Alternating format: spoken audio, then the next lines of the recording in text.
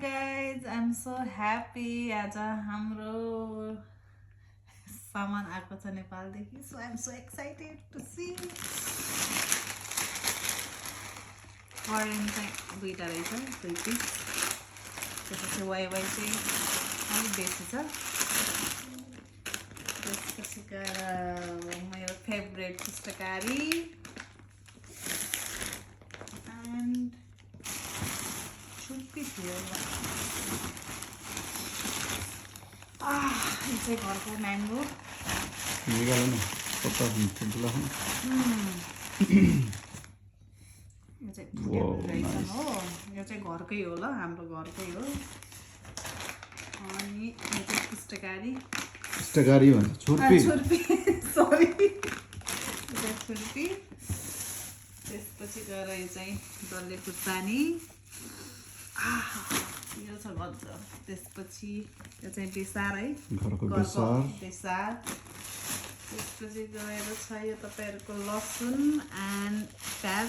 थोरै लसुन त धेरै मगाएको थिएँ मैले, लसुन धेरै युज हुन्छ नि त. त्यसपछि गएर सानो लौका पठाइदिनु भएको छ. सबै यो प्रोडक्ट होइन घरकै सबै घरको उत्पादन अर्ग्यानिक उत्पादन भएको. अनि यो घिउ चाहिँ पठाइदिनु भएको छ ल, 2 डब्बा. घिउ खाएर जिउ लगाउने अब मायाले. यो चाहिँ आमको अचार. एन्ड यो चाहिँ दाल छ, यसमा मसुरको दाल छ, 2-3 केजी छ होला सायद. त्यसपछि छ तपाईँहरूको गफको सुकुटी. बाँच्न चाहिँ टन्न आउँछ होला, तर म चाहिँ खाँदैन.